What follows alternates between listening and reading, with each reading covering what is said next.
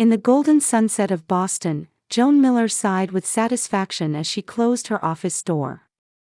The web design company she had founded 3 years ago, Creative Visions, was finally gaining momentum. Local business requests were increasing, and she had finally been able to hire a second designer. "I'm heading out now, Eric. Email me the report by tomorrow morning," Joan called to her young assistant as she hurriedly packed her bag. The clock showed 5:15 p.m. She needed to pick up Lily from after-school care. The last thing she wanted was to keep her daughter waiting. The road Joan drove along shimmered in the early summer sunlight. At each red light, she was reminded of the divorce proceedings from 2 years ago. Her 8-year marriage to Marcus had gradually grown cold due to his excessive dedication to work and his dismissive attitude toward her career. During the divorce mediation, he had claimed custody by saying, "You don't have the financial means," but Joan's solid future plans and deep love for Lily had swayed the judge. When Joan arrived at the after-school center, Lily was already waiting at the entrance. The 5-year-old girl's golden curls glowed like a halo in the sunset. Lily's big blue eyes lit up when she saw her mother, and she came running. "Mommy! I made a paper crane today. The teacher showed me how." Joan lifted her daughter and kissed her cheek. "That's wonderful. Show me when we get home." Once in the car, Lily happily chattered about her day, her new friends Sophia, the gold star sticker from her teacher, and the peanut butter sandwich she had for lunch. Her daughter's innocent smile and endless talking soothed Joan's fatigue. This small being was the driving force in her life. When they reached their apartment, Joan's mother Patricia was preparing dinner. After losing her husband, Patricia had moved from a neighboring town to support her daughter and granddaughter. Without her presence, it would have been difficult for Joan to balance work and child rearing. "I'm home, Mom," Joan kissed her mother. "Grandma! Look, a crane." Lily proudly showed her origami. Patricia made appropriately appreciative sounds at her granddaughter's creation and announced, "I made chicken pot pie today. Your favorite, Lily." After dinner, Joan gave Lily a bath and read her favorite picture book. Once her daughter was asleep, she returned to the living room and discussed weekend plans with her mother over coffee. "Marcus is picking up Lily on Saturday, right?" Patricia asked. Joan nodded with a tired expression. "Yes, it's his bi-weekly visitation day. He called last week and said his new wife Vanessa will be coming too." "Is she kind?" "To Lily, I mean." "On the surface, yes. But there's something calculating about her. Lily hardly mentions her." Patricia took her daughter's hand. "You're doing well, Joan. Divorce isn't easy, but you're trying to maintain a relationship with Marcus for Lily's sake. That's truly admirable." Joan smiled, but shadows of worry flickered in her eyes. Recently, Marcus had started insisting on increasing his visitation time. Though she understood how important it was for him and Lily to spend time together, she couldn't help feeling uneasy now that her ex-husband had remarried. That night, lying in bed, Joan pictured her daughter's smile. No matter how tired she was, she would do anything for Lily. Busy days would continue, but as a mother and as a woman, she had to remain strong. Saturday morning, when Marcus came to pick up Lily, Joan was packing her daughter's small backpack with necessities, her favorite teddy bear, a change of clothes, a toothbrush, and her asthma inhaler in case of emergency. "Be good, Lily," Joan said, placing her hands on her daughter's shoulders. "I'll see you Sunday evening." Lily nodded quietly. She used to be excited about weekends with her father, but her demeanor had changed in recent months. She no longer showed the same enthusiasm. When the doorbell rang and Joan opened the door, Marcus and Vanessa were standing there. Marcus's dark brown hair was starting to show some gray, but his charming smile remained intact. Vanessa stood beside him, sporting perfect blonde hair and an expensive designer spring coat. "Good morning, Joan." Marcus's voice was warm, but his eyes were cold. "Good morning. I've included Lily's inhaler. She's been coughing a little lately." Marcus nodded indifferently. "Got it." Vanessa extended her hand to Lily. "Good morning, Angel. Let's have a fun weekend." Lily took Vanessa's hand but looked back at Joan. "Bye-bye, Mommy." "Bye-bye, sweetheart. See you Sunday." Do you know some people earn over $10,000 a month just by posting Reddit stories on YouTube? No face, no voice, just a laptop. I do it too. Link below if you're curious. As the door closed, Joan felt a heavy anxiety settle in her chest. She stood at the window, watching Marcus's luxury SUV until it disappeared around the corner. Patricia placed a hand on her shoulder. "She'll be fine. Children are resilient." "I know, Mom. It's just..."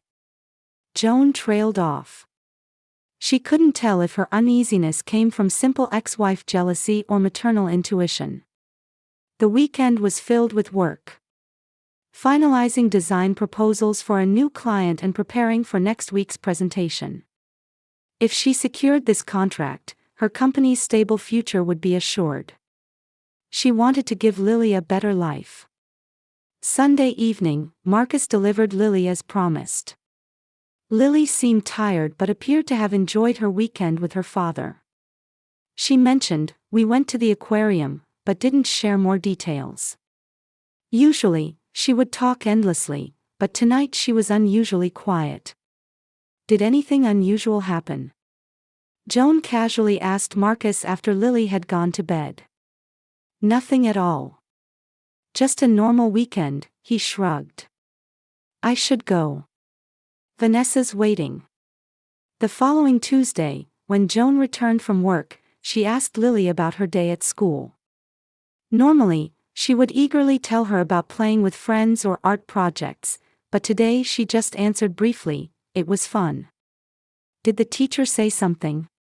Did you have a fight with a friend?" Lily shook her head. "No, nothing." During dinner, Lily was quieter than usual. Joan exchanged glances with Patricia. Her mother seemed to have noticed the same thing. "Let's have some of Grandma's apple pie, Lily," Patricia said cheerfully. Lily gave a small smile, but her eyes seemed preoccupied. She only poked at the pie a bit before saying, "I'm full," and leaving the table. Thursday afternoon, Joan's cell phone rang during a client meeting. It was Jennifer Clayton, Lily's teacher. Interrupting the meeting to answer, Joan heard Jennifer's concerned voice. "Ms. Miller, I'm a bit worried about Lily. Recently, she's become quiet in class. During creative time, she's been drawing pictures with uncharacteristically dark colors." Joan's heart raced. Has something happened? Is someone bullying her? No, nothing like that. But her behavior has definitely changed. Do you have any idea what might be causing this? Joan took a deep breath. Actually, she seems to have changed a bit after visits with her ex-husband. But I'm not sure. After hanging up, Joan contacted her mother and explained the situation at school. Patricia promised to pick Lily up early and prepare a special treat to cheer her up. That night, Joan sat on Lily's bed, gently stroking her hair. "Is there anything you want to talk about? How was the weekend at Daddy's house?" "Really?" Lily curled up under her blanket. "I have a room at Daddy's house. It's pink, with a new bed." She trailed off. "That's nice," Joan said gently. "Mommy Vanessa says that someday I'll get to live there all the time," Lily said in a small voice. Joan's body froze. "She said that?" "No, forget it." Lily suddenly went silent and turned to face the wall. Joan didn't press Lily further. She didn't want to upset her child, and more than anything, she didn't want to know what Marcus and Vanessa might be planning.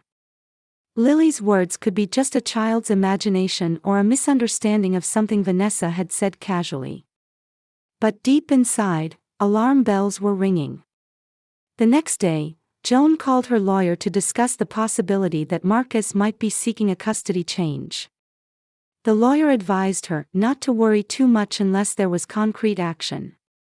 Still, Joan's anxiety persisted.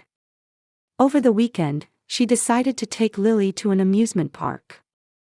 Early Saturday morning, they got up and drove an hour to Wildwood Adventure Park. Lily's eyes sparkled for the first time in a while as she exclaimed, "I want to ride the teacups." Running around the park, eating ice cream, and winning a large stuffed giraffe at a shooting gallery, Lily showed a genuine smile. Seeing that smile, Joan began to think that her worries might have been unfounded. That night, as Joan tucked Lily in, she asked, "Did you have fun today?"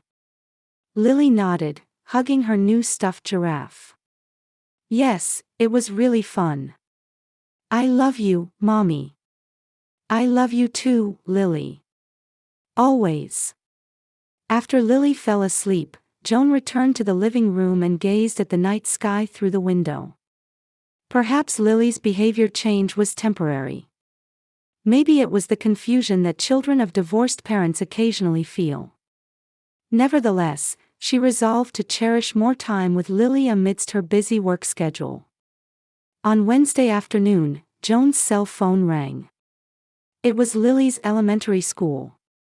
"Ms. Miller, today is Open Art Day, so classes end early, but the after-school care supervisor has fallen ill suddenly."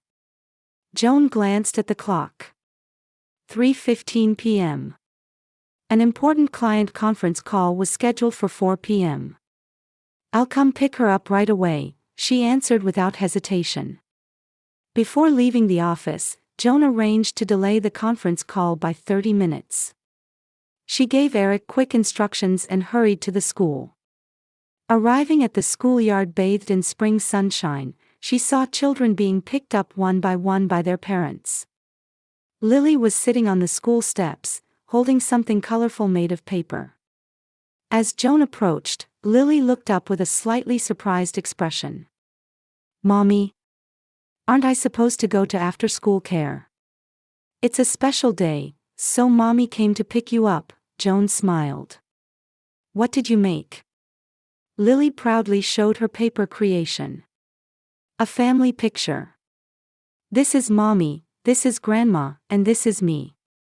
Joan felt a warmth in her chest looking at her daughter's artwork.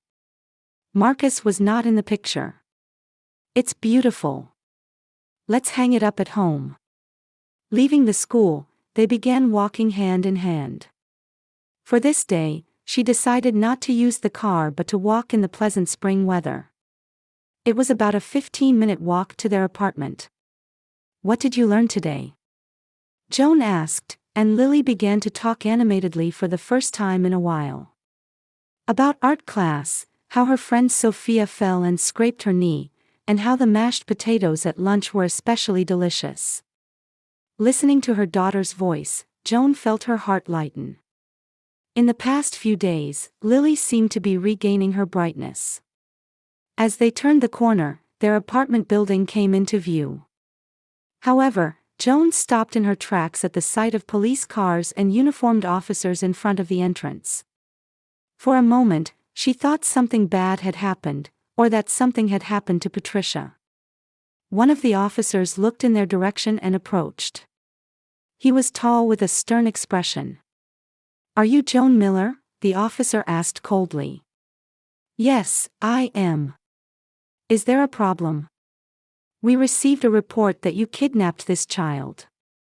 Joan couldn't believe her ears. "What? Is this child Lily Miller?" "Yes, but she's my daughter." "This must be some mistake." Joan's voice trembled. The officer, expressionless, turned to Lily. "Young lady, is this woman your mother?" Lily's hand slipped from Joan's. She stood frozen, her gaze shifting between the officer and her mother. And surprisingly, She said nothing, just looked down. Lily. Joan stared at her daughter in disbelief. Honey, it's Mommy. What's wrong? As Lily remained silent, the officer demanded, I need to see your identification, in a harsher tone. Joan pulled out her driver's license with shaking hands. A female officer approached and placed her hand on Lily's shoulder. This isn't sufficient, the male officer said after checking the license. Do you have court custody documents? They're at home. In this building. If you come with me. Until we can verify, we'll have to detain you for the child's protection. The officer suddenly grabbed Joan's arm and took out handcuffs. What are you doing? Stop. This is my daughter. Joan resisted, but the officer was strong. The cold metal spread around both her wrists, with a clicking sound. Mommy. Lily called in a small voice. There were tears in her eyes. The female officer gently drew Lily close. It's all right, we'll take you somewhere safe. Where are you taking her? She's my daughter. Joan cried in panic. Please, this is a mistake. Lily, it's Mommy. Lily. But the female officer was already guiding Lily toward the police car. When Lily looked back, her expression was a mix of fear and confusion. Joan couldn't understand what was happening to her daughter, why she wasn't speaking the truth. Court records show that legal custody of Lily Miller belongs to Marcus Miller, the male officer said coldly. You don't even have visitation rights. That's a lie. I have custody. By court order. We'll hear your story at the police station. The officer pushed Joan toward another police car. People had started gathering around the apartment. Hot tears streamed down Joan's cheeks. No one tried to help her. Did they all think she was truly a criminal who had kidnapped a child? Before being pushed into the back of the police car, Joan desperately called out, Lily. Mommy will come back, I promise. But Lily was now out of sight in another police car. As the police car pulled away with sirens blaring, fear and confusion swirled within Joan. Was this a nightmare? Why did the police believe Marcus had custody? And most importantly, why didn't Lily speak the truth? Upon arrival at the police station, Joan was taken to an interrogation room. The handcuffs were removed, but she was still treated as a suspect. In a small room surrounded by gray walls, Joan covered her face with trembling hands. She needed to contact her mother Patricia. She would know what to do. Please, let me make one phone call, Joan pleaded with the detective who entered. The male detective placed a file on the desk and sat down. First, let me explain your situation. According to official documents issued by the court, custody of Lily Miller is recorded as belonging to Mr. Marcus Miller. You are suspected of taking the child without permission. That's a forgery.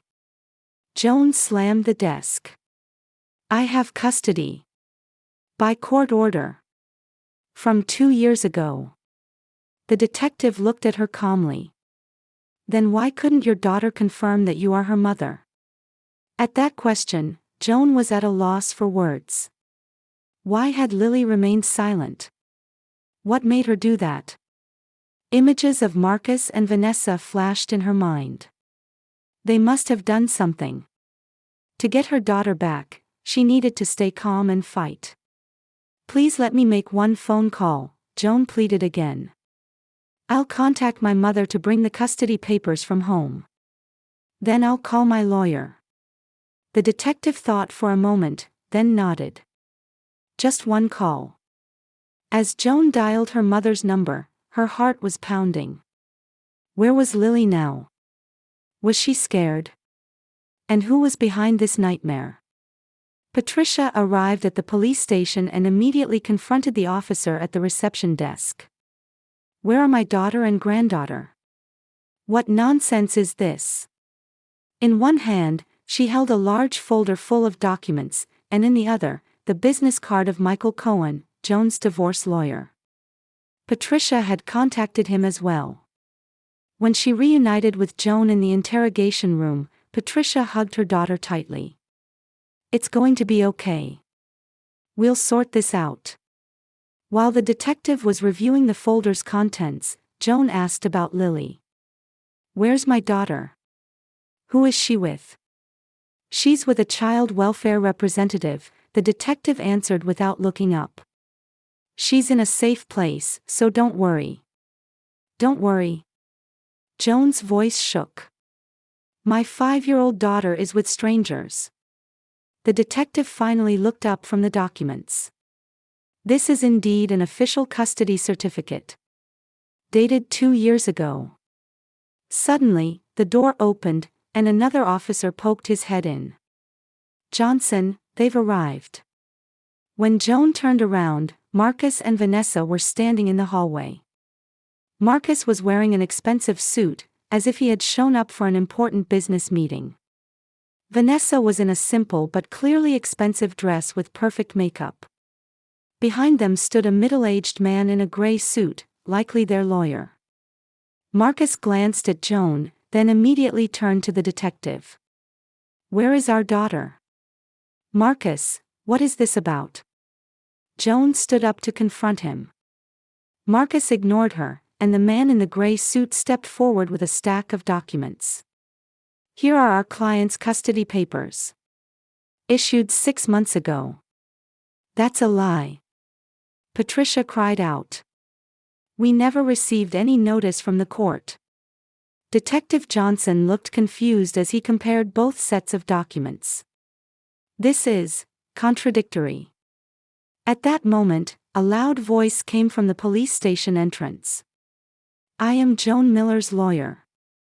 Let me see her immediately." Michael Cohen entered the interrogation room. He nodded briefly to Joan, then turned to the detective. "This situation is completely illegal. My client has legitimate custody and is being detained without a warrant."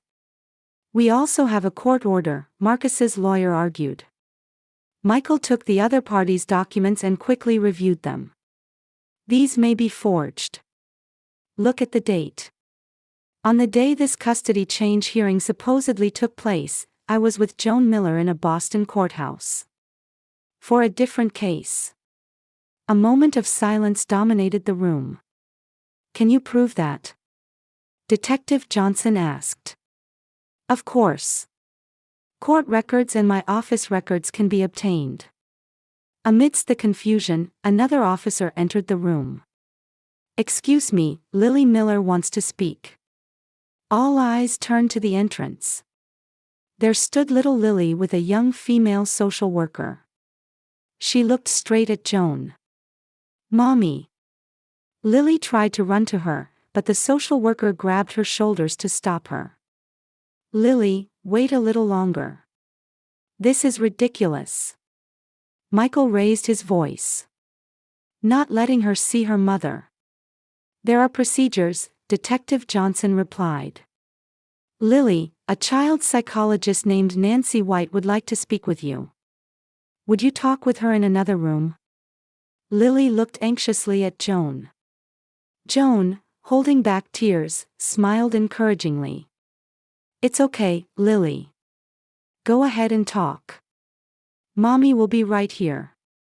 After Lily left with the child psychologist, Detective Johnson began investigating Michael's claim. He called the court, checked records on the computer. Michael also called his office to gather evidence. Marcus and Vanessa were beginning to lose their composure. They whispered to each other, occasionally exchanging worried glances. Joan watched them, beginning to understand the truth behind this nightmare. An hour passed. The phone on Detective Johnson's desk rang. After a brief conversation, he stood up with a serious expression. "New information has come in," he announced to everyone in the room. "There are suspicious points in the custody documents submitted by Mr. Marcus Miller. Also, upon investigating the clerk who handled this case, James Foster, we found that he is a close friend of Mr. Marcus Miller. The color drained from Marcus's face. Furthermore, the detective continued, the officer who initially detained Joan Miller, Thomas Ryan, has also been found to be Mr. Marcus Miller's cousin. The room fell silent again. Joan was trembling with shock and anger. Her intuition had been correct. This was all planned. At that moment, Lily and the child psychologist returned from the other room. Psychologist Nancy wore a stern expression. I spoke with Lily. According to her, Mr. Marcus Miller and Mrs. Vanessa Miller taught her a game, Nancy reported. To quote Lily, Daddy and Mommy Vanessa said we should play a game. They taught me that Mommy Vanessa is my real mommy, and Joan Mommy is a bad person, so if I stayed quiet, I could go back to my real home. Joan felt her chest tighten. Her daughter had been brainwashed and manipulated. That's not all, Nancy continued. Lily was threatened that if she didn't follow the game, she would never see her daddy again. This is abuse. Patricia's voice shook with anger. Detective Johnson looked at Marcus and Vanessa. Marcus Miller, Vanessa Miller, I am arresting you on suspicion of child abuse, attempted kidnapping, document forgery, and false reporting. Marcus's lawyer tried to protest, but Marcus himself remained silent, just staring at the floor. Vanessa suddenly began crying, repeating, I was just doing what he told me. While officers escorted Marcus and Vanessa out, Joan was finally allowed to rush to Lily. She hugged her daughter tightly. I'm sorry, Mommy, Lily said in a small voice. Daddy said. You did nothing wrong, Joan said, stroking her daughter's hair. Nothing wrong. It's okay now. Before leaving the police station, Detective Johnson apologized to Joan. Regarding Officer Thomas Ryan's actions, we will conduct an internal investigation. He will be suspended. Ms. Miller, I'm truly sorry. Outside, the twilight sky stretched above them. Patricia helped them into the car, gently saying, let's go home. Lily, exhausted, fell asleep in Joan's arms.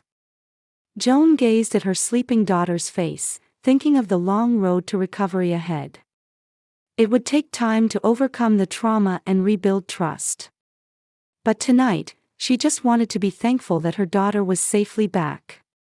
1 year later in spring, Joan stood holding Lily's hand in front of their new home. A 2-story house in a quiet suburban neighborhood, surrounded by a white picket fence. Blooming tulips swayed in the wind in the garden.